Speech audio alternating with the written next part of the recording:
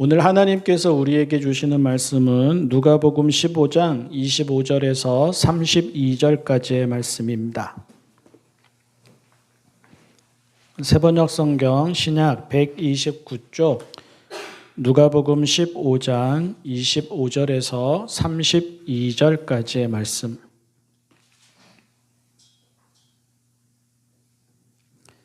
그런데 큰아들이 밭에 있다가 돌아오는데 집에 가까이 이르렀을 때에 음악 소리와 춤추면서 노는 소리를 듣고 종 하나를 불러서 무슨 일인지를 물어보았다. 종이 그에게 말하였다. 아우님이 집에 돌아왔습니다. 건강한 몸으로 돌아온 것을 반겨서 주인 어른께서 살진 송아지를 잡으셨습니다. 큰 아들은 화가 나서 집으로 들어가려고 하지 않았다. 아버지가 나와서 그를 달랬다. 그러나 그는 아버지에게 대답하였다. 나는 이렇게 여러 해를 두고 아버지를 섬기고 있고 아버지의 명령을 한 번도 어긴 일이 없는데 나에게는 친구들과 함께 즐기라고 염소 새끼 한 마리도 주신 일이 없습니다. 그런데 창녀들과 어울려서 아버지의 재산을 다 삼켜버린 이 아들이 오니까 그를 위해서는 살진 송아지를 잡으셨습니다. 아버지가 그에게 말하였다. 얘야, 너는 늘 나와 함께 있으니 내가 가진 모든 것은 다 내 것이다. 그런데 너의 이 아우는 죽었다가 살아났고 내가 잃었다가 되찾았으니 즐기며 기뻐하는 것이 마땅하다. 아멘. 아닐 것 같지만 주위를 돌아보면 의외로 이런 사람들이 많습니다. 뭐든지 잘하는데 행복하지 않은 사람. 일터에서나 가정에서나 아주 성실한데 행복하지 않은 아빠, 행복하지 않은 엄마. 제 몸 사리지 않고 먼저 수고하는데 행복하지 않은 남편, 행복하지 않은 아내. 부모님이나 어른 말씀 잘 듣고 자기가 할 일은 시키지 않아도 열심히 하는데 행복하지 않은 아들, 행복하지 않은 딸. 항상 열심히 할 뿐만 아니라 책임감도 강하고 뭐든지 잘해서 더 빨리 결과를 얻고 더 빨리 보상을 받는데 행복하지 않은 사장, 행복하지 않은 직원. 기도하고 예배하고 봉사하는 게 일상인데 거르지 않고 꾸준히 하는데 행복하지 않은 목사, 행복하지 않은 성도. 뜨끔하지 않았으면 좋겠는데요. 우리 이야기는 아니었으면 좋겠습니다. 그래도 묻고 싶습니다. 여러분 행복하십니까? 가정에서, 일터에서, 교회에서, 사회에서 행복하십니까? 아버지로서, 어머니로서, 남편으로서, 아내로서, 아들로서, 딸로서, 학생으로서, 사회의 구성원으로서, 한 사람의 그리스도인으로서 여러분 행복하십니까? 오늘 나누는 말씀의 주인공은 탕자라고 불리는 작은 아들이 아니라 큰 아들입니다. 오늘 이 시간 우리가 나누려고 하는 말씀의 주인공은 집을 나갔다가 돌아와서 아버지가 잃어버렸다고 찾은 아들이라고 기뻐하는 작은 아들이 아니라 집을 지키며 아버지 곁을 떠난 적도 없는데 사실 그 속을 들여다보면 잃어버렸다가 찾은 아들이라는 소리를 들어야 하는 큰 아들입니다. 겉으로는 아무런 문제가 없습니다. 겉으로는 반듯하고 성실합니다. 아버지 곁을 떠나지 않습니다. 아버지 말씀도 다 따릅니다. 집을 나가서 흥청망청 놀지도 않습니다. 유산을 미리 내어놓으라고 요구하지도 않습니다. 작은 아들이 아버지에게 유산을 달라고 해서 집을 나갔을 때 이웃들이나 아랫사람들이 그 모습을 보면서 다 그렇게 말했을 것 같습니다. 그래도 큰아들이 반듯해서 참 다행이라고. 그래도 묵묵히 집을 지키는 듬직하고 바른 아들이 있으니까 아버지가 견뎌낼 거라고. 저 아들이 아버지의 뒤를 이을 거라서 그나마 안심이라고. 요즘 젊은이 같지 않게 참 모범적이라고.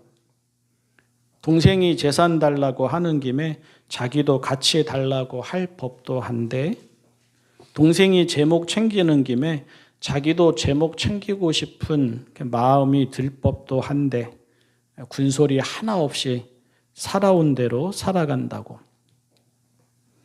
오늘 말씀에도 나오죠. 동생이 돌아온 그날도 밭에 나가서 일을 마치고 돌아오는 길이었습니다. 그의 일상이 그랬다는 말입니다.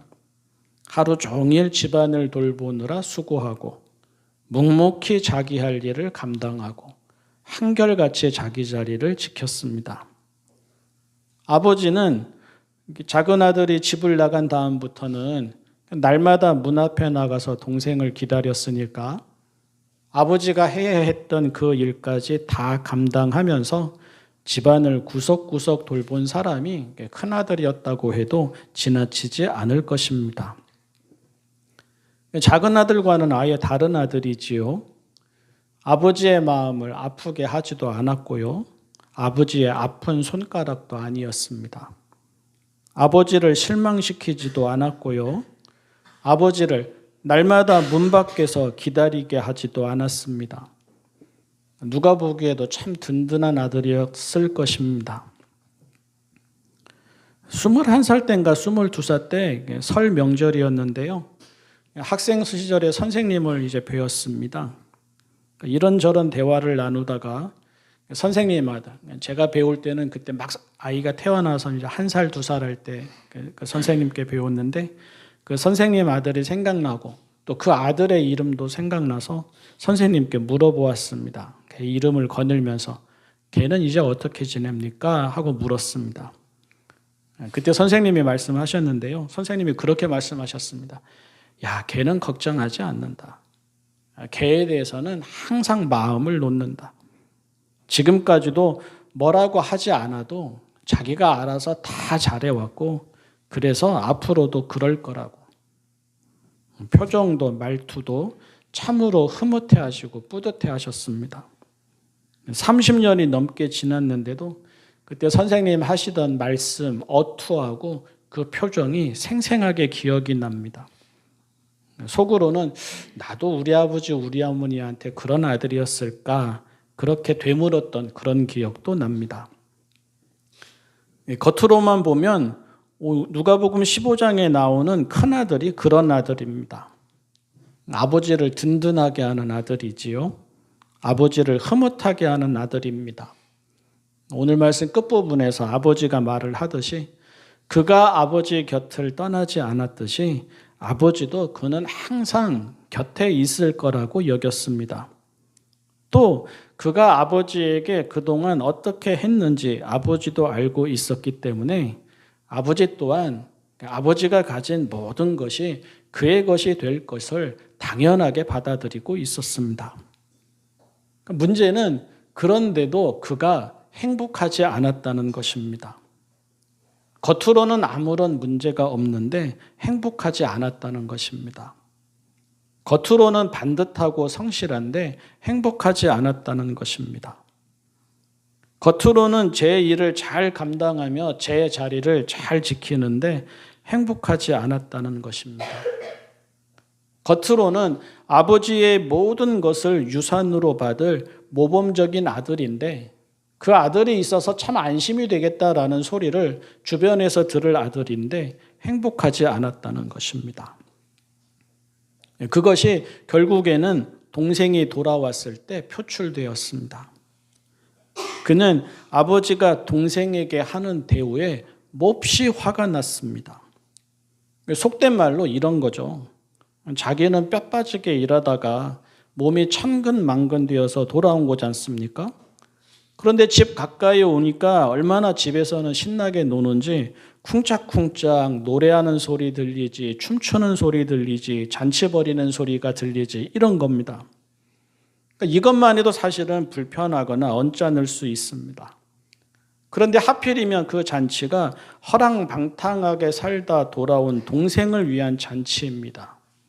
그러니 매우 언짢았고 매우 화가 난 것입니다.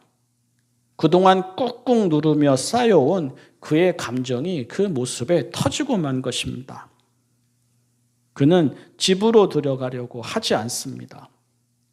유산을 달라고 해서 집을 나간 동생과 똑같이 아버지를 존중하지 않고 가정을 존중하지 않는 태도입니다. 아버지가 나와서 친히 그를 달랩니다. 그래도 마음에 가라앉지 않습니다. 아버지 면전에서 유산을 요구한 동생처럼 그도 아버지 면전에서 아버지를 탓하고 아버지를 원망합니다. 아버지는 그를 달래고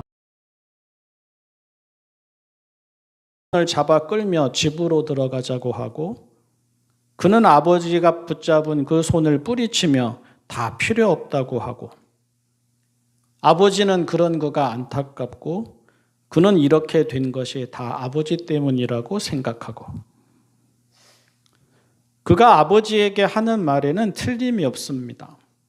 그가 성실히 아버지 곁을 지켰다는 것도 맞는 말이고 동생이 아버지에게 하지 못할 행동을 했다는 것도 맞는 말입니다. 하지만 그 맞는 말 가운데 드러난 그의 마음은 그동안 그가 즐겁지 않았다는 것입니다. 돈을 받는 사람처럼 혹은 돈을 받을 사람처럼 일을 해왔다는 것입니다. 보상을 기대하는 사람처럼 혹은 보상이 적어서 서운한 마음을 감춘 사람처럼 아버지 곁을 지켰다는 것입니다. 아버지의 말을 항상 따랐지만 속내가 드러나지 않습니까? 그 말을 그는 명령으로 들었습니다. 그래서 그가 아버지에게 하는 말은 아들이 아버지에게 하는 말로 들리기보다는 자기가 받은 부당함을 토로하는 직원이 사장에게 하는 말처럼 들립니다. 그래서 그가 불쌍합니다. 그래서 그가 안타깝습니다. 반듯하고 성실하지만 그는 아버지와 함께 살아왔고 살아간다는 행복을 모릅니다. 제 일을 하고 제 자리를 지키지만 그는 사랑을 받는 행복도 사랑을 하는 행복도 잘 모릅니다. 잘 사는 것 같고 바르게 사는 것 같지만 그는 있는 모습 그대로의 고유함이 주는 행복도 있는 모습 그대로 받아들여지는 존귀함이 주는 행복도 잘 모릅니다. 그에게는 인생이 조건과 보상입니다. 그에게는 인생이 나는 이렇고 쟤는 저런데 나는 왜 이만큼이고 쟤는 저만큼이냐 하는 비교와 시기입니다. 그러니 행복하지 않습니다. 그러니 즐겁지 않습니다. 이 말씀을 읽을 때마다 그려지는데요. 아침에 일을 하러 갈 때의 얼굴이 그려집니다. 그리고 저녁에 일을 마치고 돌아올 때의 얼굴이 그려집니다. 그 얼굴이 생기 있어 보이지 않습니다. 그 얼굴이 맑아 보이지 않습니다. 그 얼굴이 밝아 보이지 않습니다. 때가 되면 아버지의 말처럼 그는 모든 것을 다 가지게 될 것입니다. 아버지의 권위, 아버지의 유산 등이 다 그의 것이 될 것입니다. 지금까지 겉으로 모범적인 모습을 성실하게 살아왔으니 그에 걸맞은 칭찬과 평판도 사람들에게서 듣게 될 것입니다. 이웃들은 그를 인정해 줄 것이고 아랫사람들은 그에게 복종할 것입니다. 하지만 그것이 그의 행복을 보장해 주지는 않을 것입니다. 그의 마음이 조건과 보상에 있고 그의 눈이 다른 사람에게 있는 한 그는 일하면서도 즐겁지 않고 누리면서도 만족하지 않을 것입니다. 예를 들어서 다른 사람에게 일어나는 우연한 복이 탐탁지 않을 것입니다. 그게 불공정하다고 느낄 것입니다. 또 사람인지라 그에게도 일어날 수 있는 불운에는 몹시 화가 날 것입니다. 자기만 그런 일을 당하는 듯 화가 날 것입니다. 넉넉한 마음을 가진 큰 어른의 모습이 되지 못할 것입니다. 사소한 것을 따지고 시비하는 속 좁은 감시자를 닮을 것입니다. 그래서 그도 잃어버린 아들입니다. 아버지의 마음은 큰아들도 작은아들도 행복하게 제 삶을 사는 것입니다. 아버지의 마음은 집에 있느냐 밖에 있느냐가 아니라 큰아들도 작은아들도 서로 알고 서로 사귀고 서로 나누고 서로 부족한 부분은 채우면서 행복하게 사는 것입니다. 그런데 큰아들의 마음도 그렇지가 못하니 그도 잃어버린 아들이고 그도 회복되어야 하는 아들입니다. 그도 아버지에게로 돌아와야 하는 아들이고 그도 아버지의 마음을 아는 되찾은 아들이 되어서 아버지의 진정한 기쁨이 되어야 하는 아들입니다. 시작할 때 던진 질문을 통해서 다시 오늘 우리를 돌아봅니다. 반듯한데 불행한 사람이 많습니다. 성실한데 불행한 사람이 많습니다. 모범적인데 불행한 사람이 많습니다. 종교인들이 특히 그러합니다. 엘리트들이 특히 그러합니다. 함께하는 소중함을 모릅니다. 사랑받고 사랑하는 소중함을 모릅니다. 있는 모습 그대로의 소중함을 모릅니다. 제 일을 하는 소중함을 모릅니다. 그래서 성공은 하는데 행복하지 않고 공허합니다. 존경은 받는데 행복하지는 않고 불안합니다. 안타까운 사람입니다. 작은 아들만 보지 마십시오. 집 나가지 않았다고, 허랑방탕하게 살지 않았다고, 모든 것을 다 버리지 않았다고, 그래서 나는 그나마 괜찮을 것이다. 그렇게 생각하지 마십시오. 작은 아들과 마찬가지로 큰 아들 또한 제대로 깨어지고 제대로 회복되어야 하는 사람입니다. 그리고 큰 아들과 마찬가지로 오늘 우리 모두도 제대로 깨어지고 제대로 회복되어야 하는 사람입니다. 기도하겠습니다. 사랑의 하나님 아버지, 저희의 인생이 조건과 보상이 되지 않게 하여 주십시오. 비교하지도 시기하지도 말게 하여 주십시오.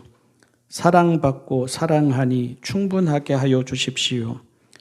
제 일이 있고 제 자리에 있으니 충분하게 하여 주십시오. 함께 하고 함께 있으니 충분하게 하여 주십시오.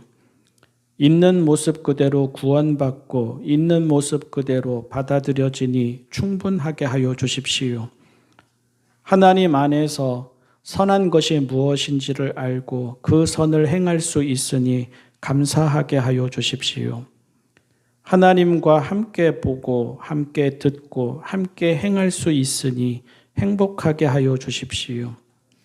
세상이 이러하든 저러하든 사람들의 소리가 이러하든 저러하든 하나님이 허락하신 분복 아래에 하나님의 사랑을 받으며 하나님의 뜻을 구할 수 있으니 아름다운 인생이게 하여 주십시오. 예수님의 이름으로 기도합니다. 아멘. 모두 자리에서 일어나